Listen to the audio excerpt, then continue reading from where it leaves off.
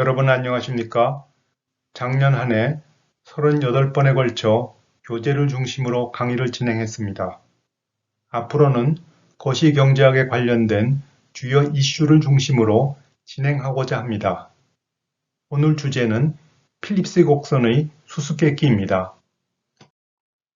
교재 제10장에서 기대부가 단기 총공급 곡선의 식과 성장률과 실업률의 관계를 나타내는 오쿠니 법칙의 식을 이용해 다음과 같은 필립스 곡선의 식을 유도했습니다.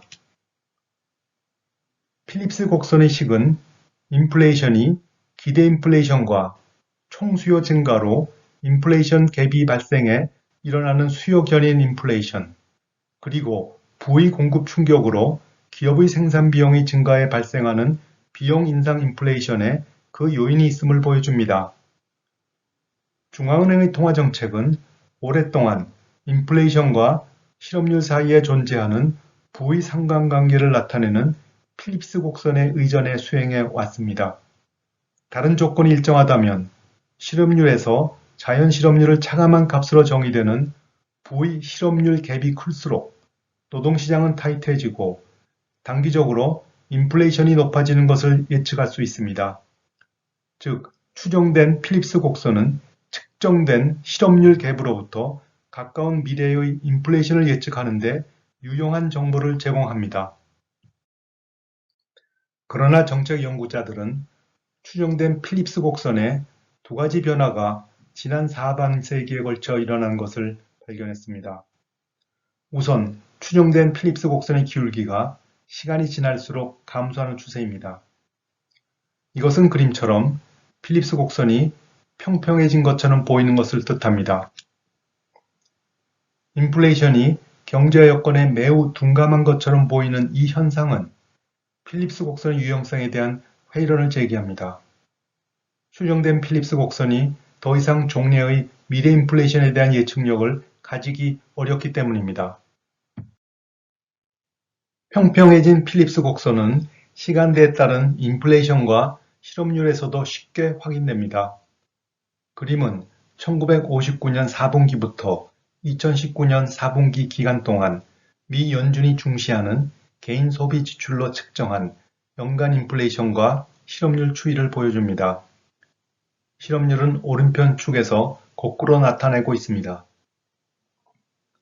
두 변수 간의 상충관계, 즉 실업률이 낮을 때 인플레이션은 높아지고 반대로 실업률이 높을 때 인플레이션이 낮아지는 현상은 1990년대에 들어와서는 뚜렷이 보이지 않습니다. 글로벌 금융위기 후 코비드-19 팬데믹이 시작되기 직전까지 미국 경제는 10년 이상 장기 호황을 누렸고 실업률이 3.5%까지 떨어졌음에도 불구하고 인플레이션은 매우 안정적이었습니다. 학계는 글로벌화와 같은 경제구조 변화, 통화정책, 인구학적 변화 등 이 수수께끼를 설명하기 위한 다양한 가설을 제시했습니다. 다음은 인플레이션이 훨씬 덜 지속적이라는 사실입니다. 물가 상승에 대한 기대가 팽배할 때 노동자들은 이전의 실질임금을 보장받기 위해 그만큼 높은 명목임금을 요구하게 됩니다. 명목임금이 상승하면 기업의 생산 비용도 상승하므로 물가는 오르게 됩니다.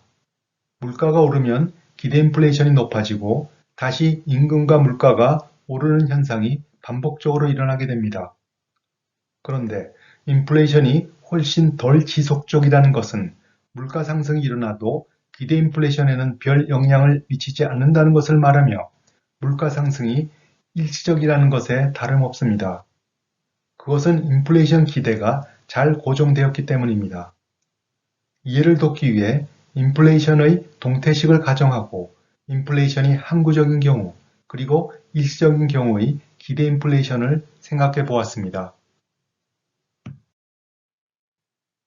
인플레이션이 훨씬 덜 지속적인 현상은 실제 인플레이션의 상승이 인플레이션 기대치를 상당히 높였던 1960, 70년대와 다른 모습입니다.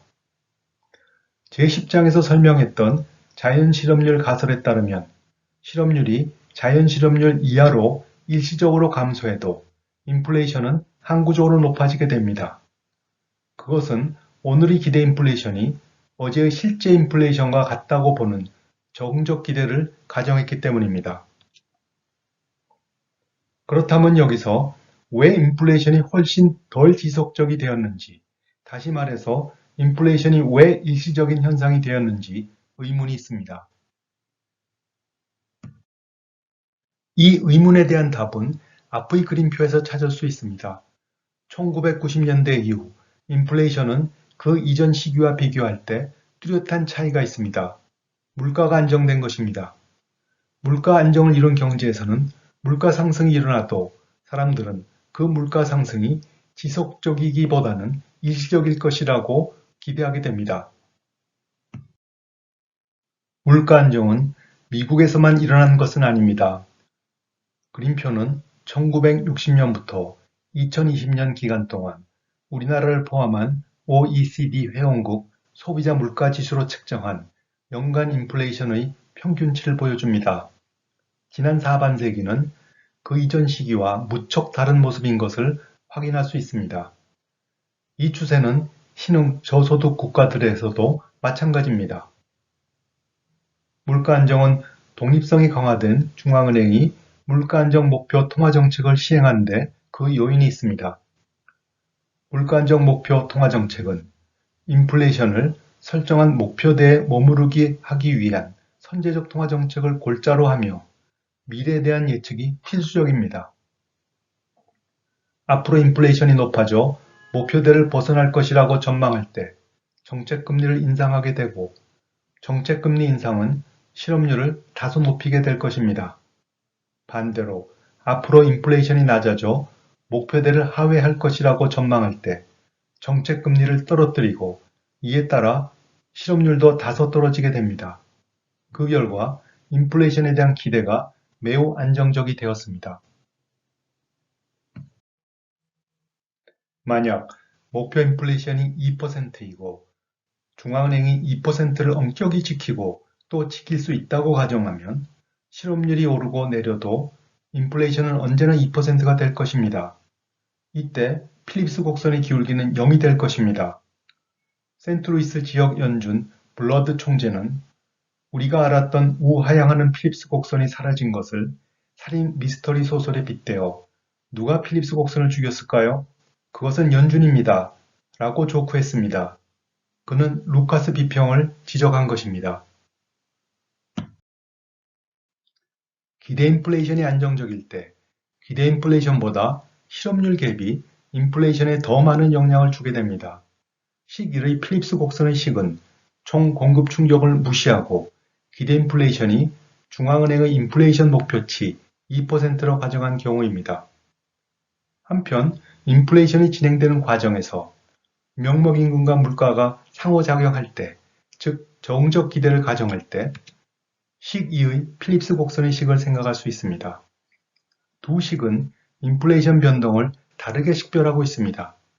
우선 기대 인플레이션이 안정적인 식 1은 인플레이션의 변동이 실업률 갭의 변동에 의존합니다. 한편 기대 인플레이션이 정기 실제 인플레이션과 같은 정적 기대를 가정한 식 2에서는 인플레이션의 변동이 실업률 갭에 의존합니다. 이와 같은 차이는 기대 인플레이션이 안정적일 때 필립스 곡선이 당초 필립스가 제안했던 필립스 곡선과 사실상 다름없기 때문입니다. 기대 인플레이션이 0인 경우를 생각하면 쉽게 이해될 수 있습니다. 추정된 필립스 곡선의 기울기가 점점 감소하는 추세는 시간이 지날수록 인플레이션 변동이 실업률 갭이 아닌 실업률 갭의 변동에 의존하기 때문이라는 주장은 설득력을 얻고 있습니다. 필립스 곡선의 유용성이 떨어진 것이 아니라 잘못 추정했다는 것입니다. 오늘은 이만하겠습니다.